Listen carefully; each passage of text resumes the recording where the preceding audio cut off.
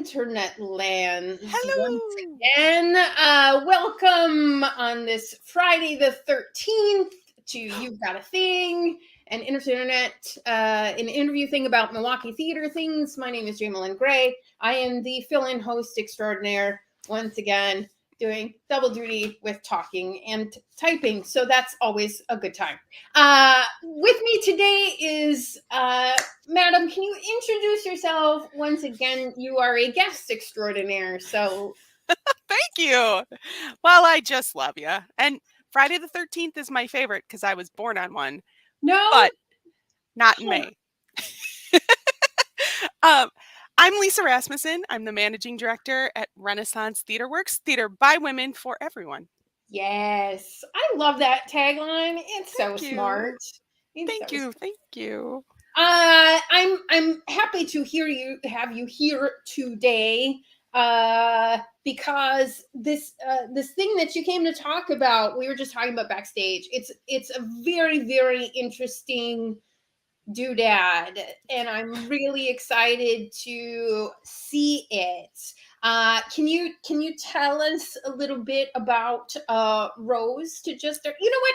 Can I rewind? So, yes, because I always forget that there are people who watch this program who don't know things about different theater companies. So, can you just talk about Theater by Women for Everyone a little bit? Because you just announced your 30th season. Ha. good job. Thank you. Yes. Okay, that is epicness.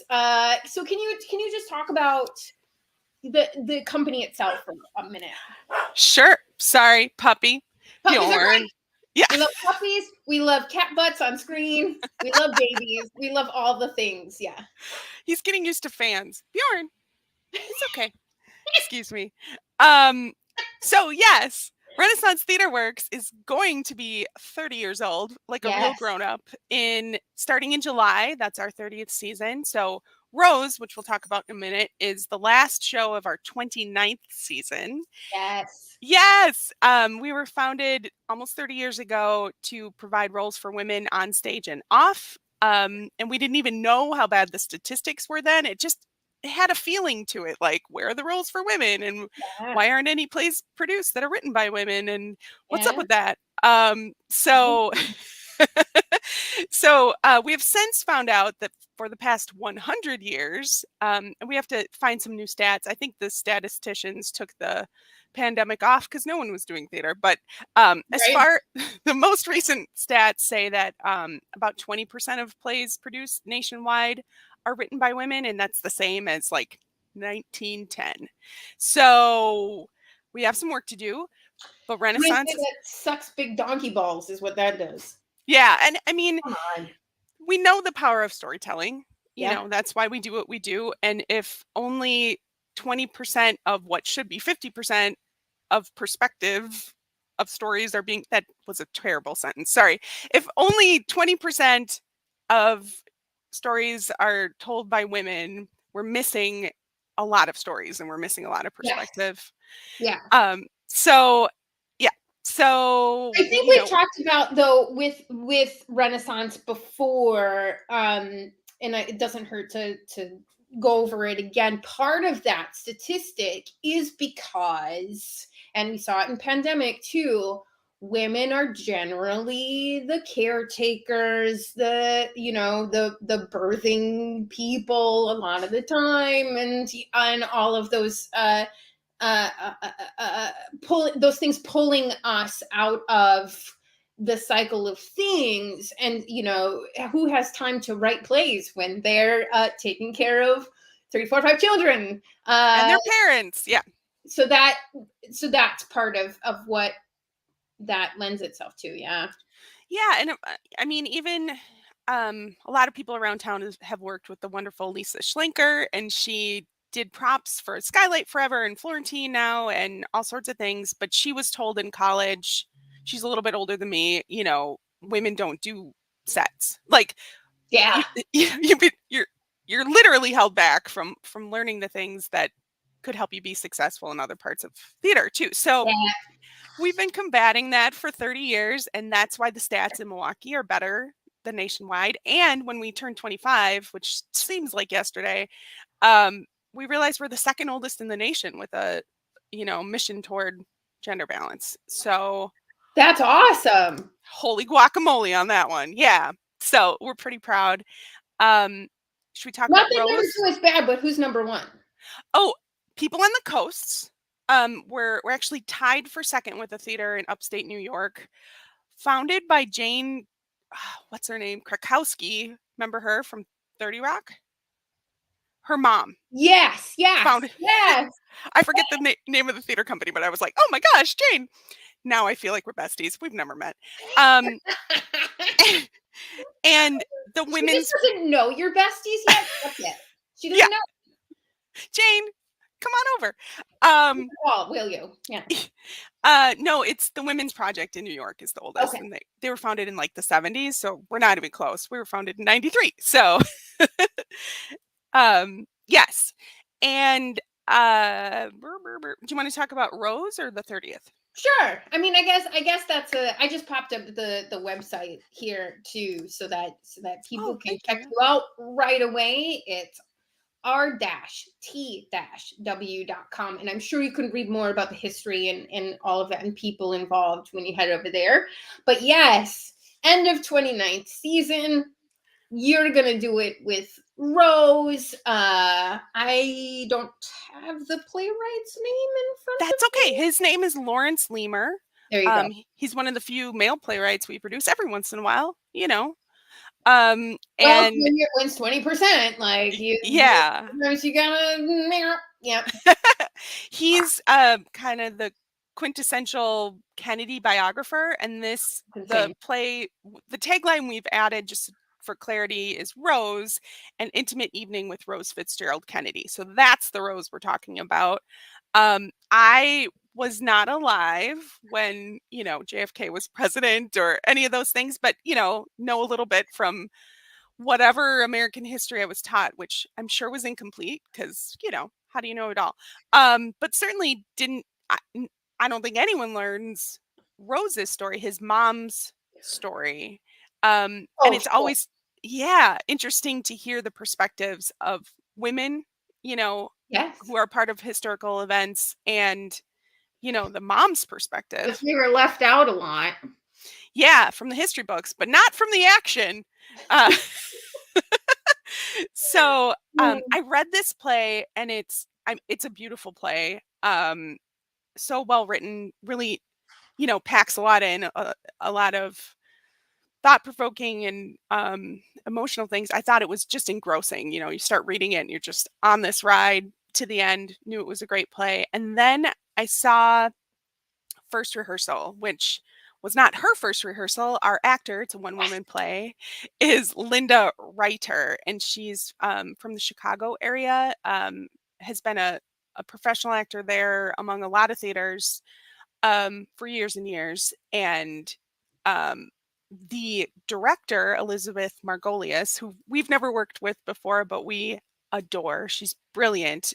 She's doing a great job. She's worked in Chicago, upstate New York, Door County, all the places, and first time at Renaissance.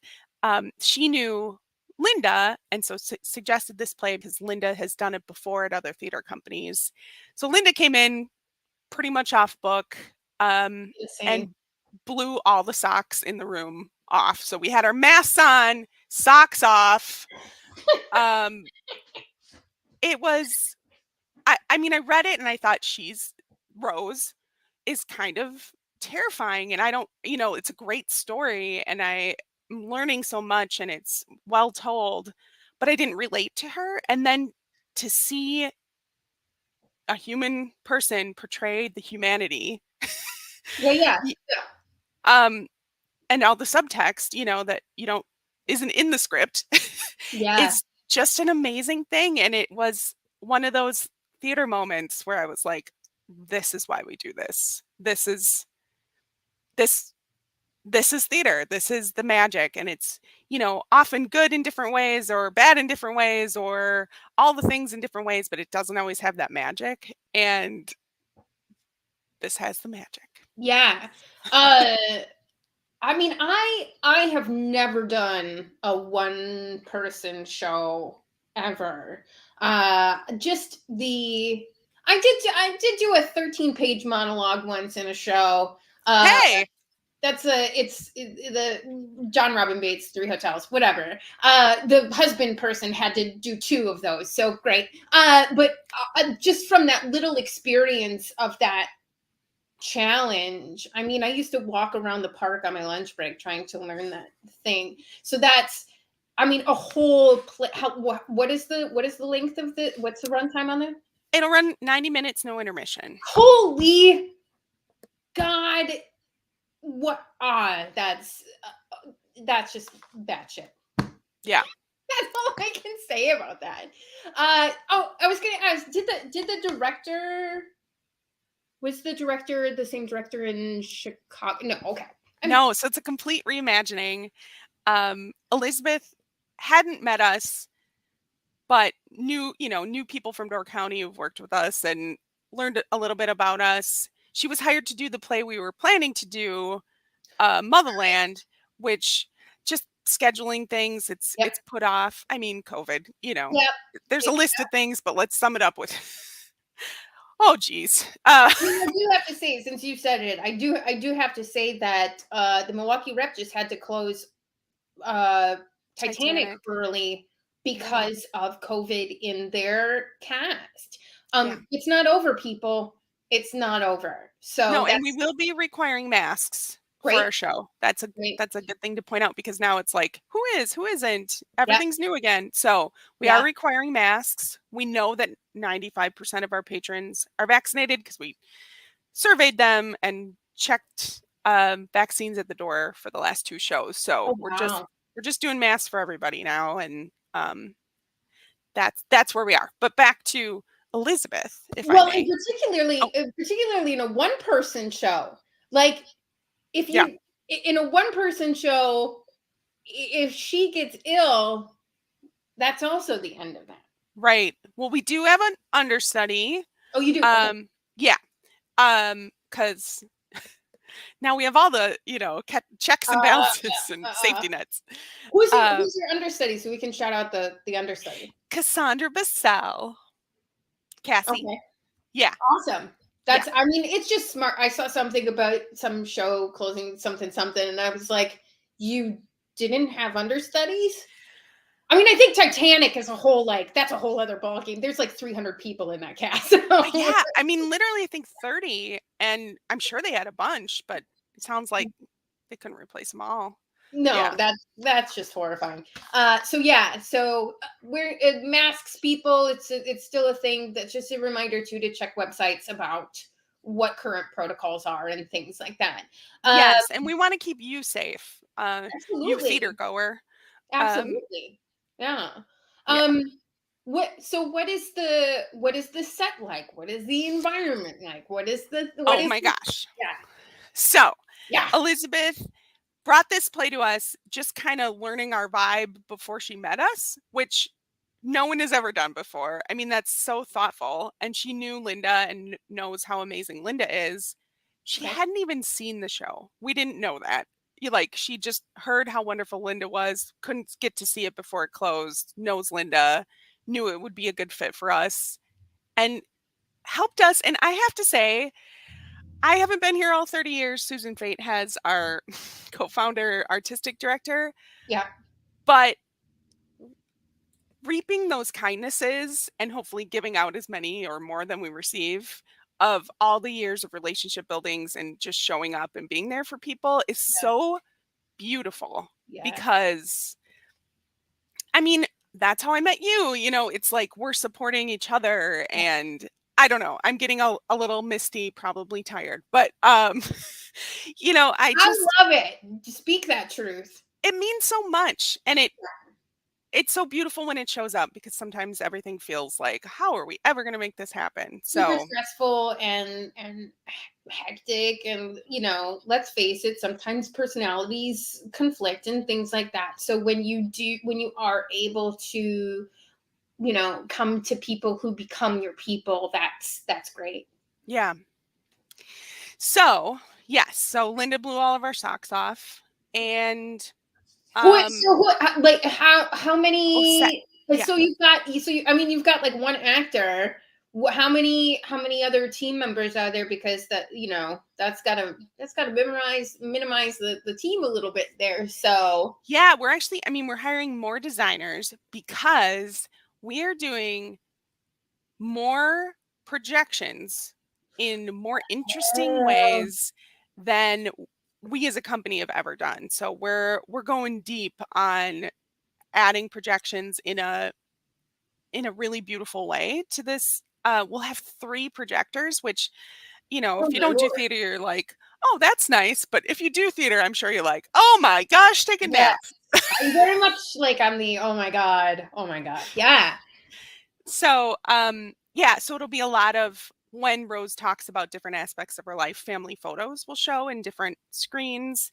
We're trying to do some creative things, projecting on some of the set pieces. So, it's tech next week, so we'll see how it goes. Right. Just laid plans, right? Yeah. So do you have like multiple projectionists then? Like is that a whole team of projection artists or It'll be all worked in and programmed, but it has to be really precise with the music. So it's essentially scored visually and scored with the music. And Josh Schmidt, who's a composer, is our I know sound that designer. guy. Yeah. So he's making some beautiful work, and he's just like got his little travel keyboard. I don't know what it's called, but he's he's like, I'll just make this for this moment. And I'm like, you're an artist and you're amazing. I'm just gonna let you do your job, but also try to watch, but also try to do my job. I would love to bring that guy in on a constructivist show, but I think he's a little out of our price range, So, he's a little maybe in 5 years or so. Maybe someday. Yeah. But he's that. I mean, if I'm sure your acting and directing team is fucking amazing, but for music alone, Josh Schmidt is absolutely somebody that if you've never heard his stuff, you should do that. Yeah. And And if you're a musician, a sound designer kind of person, it's somebody that you should absolutely know and experience. And Noel Stomack is doing our lights, and she's amazing. She just shows up for Renaissance all the time. When Noel loves you, it's real because it's not given freely. So that's great. But I should say Linda, who's our Rose, is amazing and really brings a humanity to this role. I think I was telling you backstage. I read it and thought she was a little scary and didn't relate, and then saw the read through. And there's so much humanity that Linda brings to the role. This woman who had 2 children, two sons assassinated, a daughter who was lobotomized against the mother's will. She didn't know, her husband just did that. A son who was killed in World War II, a daughter who was killed in a plane accident. It's overwhelming what has happened to this woman. And to see, she was born in like 1919 or so, Sure. she wasn't allowed to go to college because her father didn't want her to go to a Protestant university. So she couldn't go, she was top of her class and couldn't go to college out because her dad told her she couldn't. So what might make a person really tough by the time they get up there. Yeah. Right. And, always there to support her dad and help him run for office, and then her husband and her children and the church, and all these men were telling her what to do and how to live her life. It's just, I think anyone who thinks Things are so much better now. Right, or anyone who's like, I'm a feminist, should see the play, or anyone who's like, feminism doesn't need to be a thing anymore should see this play. So Yep. everyone should see this play. Everyone should see the play. Yeah. But there might be a certain niche that are like, you have to see this play. Right. Like, I feel like I have to see this play. And it only runs 3 weeks. So yes. Please get your tickets now. I have a feeling this is going to be one of those things that strikes all the chords and sells out. So I had that up there the whole time. And then you can go to rtw.com/shows/rose. I mean, I'm just like, because I have to pull information off the website and all this kind of stuff. I just Googled Renaissance Rose, I think, and it was like, Google was like, I know what you're talking about. And it was like the first result up there. So when all else fails, use those words that that you're looking for, and that'll pop right up. Yeah, I'm very, very excited. Just, like I was telling you, like I'm a nerd for 2-person shows. 1 person is a whole other ball game. And 90 minutes, an hour and a half of talking. Yeah, and this play is based on real interviews. Yeah. With Rose's, she gave interviews for the writer of her autobiography because they were working together. So he just taped her, and he came to tape her. This is the conceit of the play. After JFK and Bobby were assassinated, and Teddy, the Chappaquiddick incident, a girl drowned. He drove off a bridge, and the girl in his car drowned. If you don't know about that, Google that thing. Yeah. And he went sailing and kind of disappeared for a couple days, and she was waiting for a call from him. So that's where we are in this play. That's where it starts at. Yeah. Yes. Yeah. And I think it was like a week after a man landed on the moon too, like all because of what JFK had done, but that came to fruition after he died. So what a time, what year is this? Summer of 60? I mean, 1969 is just a period in time that, for so many reasons, civil rights and all of it is a very, I don't even know the right word with like out being weirdo. I was like a very exciting time, but that's not the word I'm looking for. Just a very tumultuous, dynamic, tumultuous, dynamic time in American history. So I was gonna ask, does she have water on stage? She does. Okay, good. And she actually goes to powder her nose for like a good 15 seconds in the middle. So she has a minute off stage. Sure, 15 seconds is I mean, super break. Yeah.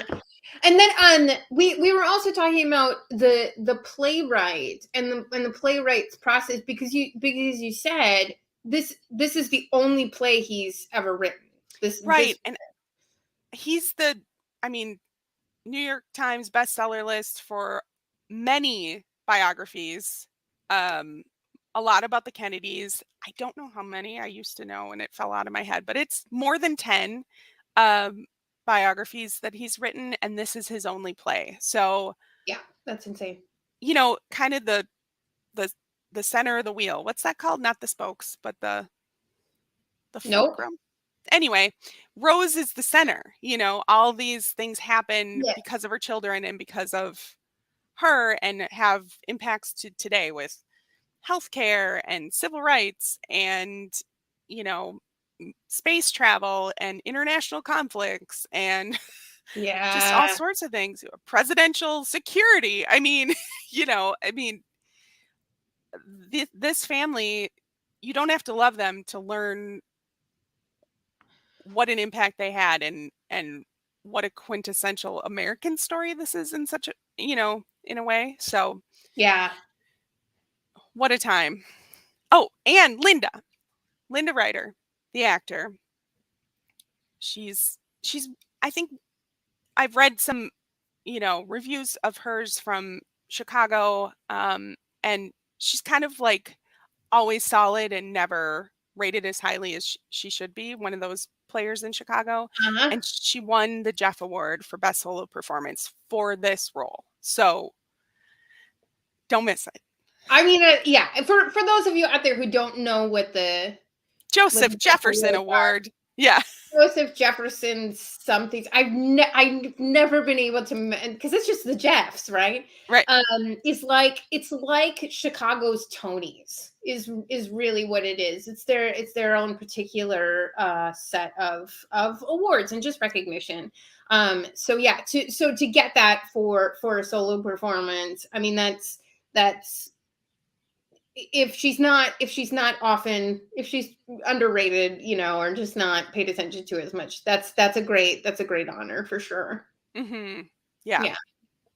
Well, so for all the information on Rose, you can go to the website.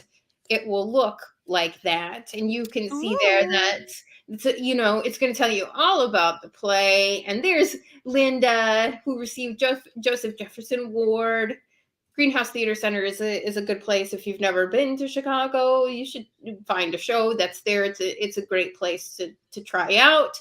But yes, 3 weeks only. So yeah, get your tickets now. Are you all having an industry performance? Yes, we are. It's Saturday. We're having a Saturday night because of Memorial Day. Oh yeah. So for those of us who don't do shit on Memorial Day, like me, like I can show up on. So Saturday, the 28th, 8 p.m. is Pay What You Choose. Cool. Performance. Cool. And our address is 255 South Water Street. We perform in the same building as Next Act Theater. That's new this year, so I have to keep saying it because we moved during the pandemic. You moved. You did. You did. And it's such a beautiful space, and this play is going to be great there. It is. I mean, it's right around the corner, over the bridge, like from where you were. But a couple people have gone to the old place and then been there on time, and then had that bad I'm late for things feeling. So don't do that. Go to the new place. Yes. Yeah. So yeah, very excited to see this one myself. And I know you're busy, so you gotta go do the things today. But I thank you so much, Lisa. I just love having you here because you're just so bright and smiley, shining face, and I'm just always so happy to hear you. I love being here. Thank you for making this You've Got a Thing a thing. Thank you. We keep plugging things away because there's still more butts in seats. We need to get new people to experience theater for the first time. I would love to have like a person who is never, particularly probably a woman, like you said, or feminist who's never experienced theater before. This would probably be a good one to start. So all you theater fans who are out there who do go and see theater, find that friend who's like, theater's not my thing, and take them anyway. Yeah. Because I mean, who doesn't want a Kennedy story? Yeah. Yes, thank you, and we will see you here next season for your 30th season, and we'll talk more about that the next time you're on. Thanks, Jamie Lynn. Take care, everyone. You be well out there, and just be you. We'll see you later. You're a joy. Have a good one. Bye. Bye. Oh, good times. Yeah. So, other things that are happening in the community, as we always have to do and talk about, because there are some shows that are very much closing and because right away here you can see that Milwaukee Entertainment Group's Death by Design. Zach Woods was on a couple weeks ago. If you want to go and check that out, talking about this play, if you need to find out more about that, that's just your kind reminder of all of our episodes are still online, so you can find out about all the theaters around Milwaukee by going and checking those out. But Death by Design is they're calling it a farce, which is always a great form of theater to go and see. It's very much a a dun dun dun mystery kind of thing. That's at the Brumner Mansion, which one of those things. If you haven't been there, there's a whole bunch of things. Like if you haven't done this, you should go and do this. It's a basement intimate space in that mansion over there. So you can go to MilwaukeeEntertainmentGroup.com to check that out. Again, that closes tomorrow. So also over at Sunstone Studios, this is one weekend only. That's what you get. They've put a bunch of shows into the weekend. Like there's 2 show days tomorrow and Sunday, but this is one weekend. That's all you get. Exit Pursued by a Bear by Lauren Gunderson. Lauren Gunderson, who I think 2 years ago was the most produced playwright in the United States of America, because her writing is super smart. This one is no different. I was a mentor for the director on this project because it was part of getting more women directors out there and first time directors. And so Stacey Matson, who directed this was her first time directing, and I just helped out a little bit with that. And then this play it centers around Nan, who has decided to teach her abusive husband Kyle a lesson. I'm not gonna spoil it for you, but Exit Pursued by a Bear it's actually a play off a Shakespeare narration, Winter's Tale. So that's a little inside story for you there. So it's sort of a revenge tale. It's very funny. Again, Lauren Gunderson is very funny. So I got to see opening last night, and the 4 actors who are in the show are very funny as well. And Sunstone was the old Off the Wall space right across the street from the Rep. And I'm really glad that they were able to keep this space within the theater community. And it's a really great space. Reminds me a lot of Chicago Storefront Theater. So it's kind of one of my favorite spaces now. So you can go to SunstoneStudiosMKE.com for that play. Windfall, this is going to close next weekend, Light in the Piazza. Carol Zippel was on last week to talk about this. This is a musical based on a novella, the novella Light in the Piazza by Elizabeth Spencer, about a young couple who falls in love, but it's a daughter and mother who go to Italy for a summer. Clara was in an accident in childhood and suffered some trauma, so it's really a concern for her mother and sort of facing the past and all of those kinds of things, but wondering about how to have Clara have a chance at love and happiness. But it's a really positive piece. So go to windfalltheater.com for that. Oh, what happened to my things here? Okay. Opening next weekend, Hunchback of Notre Dame or however you want to say the things, at Skylight Music Theater. Mr. Michael Unger is directing this. So very excited for that artistic director to do this. I guess it's something that he's been interested in doing for a really long time. So I'm excited that he gets to have the chance to do that finally. Most people know this story, epic tale of love, lust, and obsession. And this is penned by Dennis DeYoung, who was formerly of the rock band Styx. Some of you youngins might not know that, but if you want to Google that, that's XTYX. Us old people know what that is.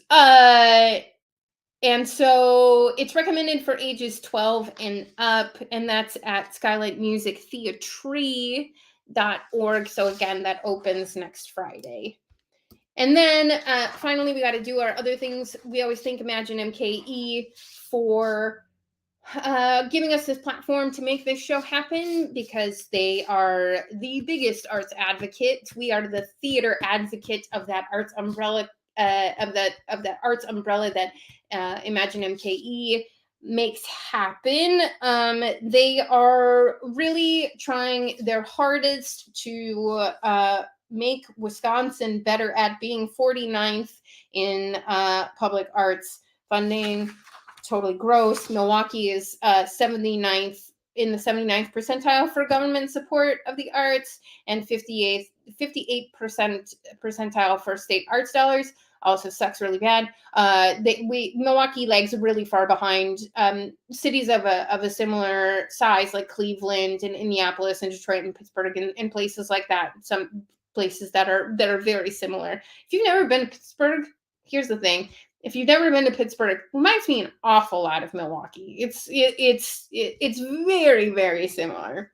And so they're trying to get our government peoples to give 2% of the American Rescue Plan Act, which is the COVID funding. Get 2% of that for arts and culture. So what you're going to want to do is talk to your representatives about how you're an art fan or a theater fan, to really impress upon them that how important the arts are in your life. So Imagine can help you with all the tools that you need to write to your representatives, but it's even better to go and talk to your representatives in person. Imagine has statistics of like how much success that you can have by email, phone call, or in person. And I mean, in person just blows everything out of the water. So they can help you speak to your representatives. So go to imaginemke.org/act, and you can get a whole bunch of tools and PDFs and copy and paste things and all the things to be more successful at talking to your representatives, because that's the way that we're going to get more money. And we need your help to do that, because we can't just do it by ourselves. And this is a reminder also that right now it's Asian American and Pacific Islander Heritage Month. I would go to asianpacificheritage.gov. You can get all sorts of utilities on the Gov website surrounding this monthly focus. There's a care package that they call it, and it includes short films and poems and music and meditations and all these kinds of things from the Asian American Pacific Islander community. So that's something that you can check out. And then also it's the Jewish American Heritage Month, and so you can go to jewishheritagemonth.gov and sort of get the same history and background and focus on history, culture, and society, and how Jewish Americans have been involved with that and forwarded arts and culture and history through the Jewish American community. So do that as well. That's what we got. Those are the things. Thank you so much for joining us today on this Friday the 13th. I mean, do whatever you got to do to, what is it? I've totally just given up on bad luck and whatever. Blah. Who cares? So next week, Lisa has promised me that she will be coming back to talk to the constructivists, which means essentially we will just be flipping roles. So Lisa will lead the discussion. I will tell you about things, and that's what we're going to do. So come back next week, 11 a.m., Friday morning, the 21st of May, and Lisa and I will talk again. in opposite capacities. But I thank you for joining us today, as every Friday, if you're here. And then, tell your friends about this program, go back and see past episodes. And hopefully we will see you next week on You've Got a Thing!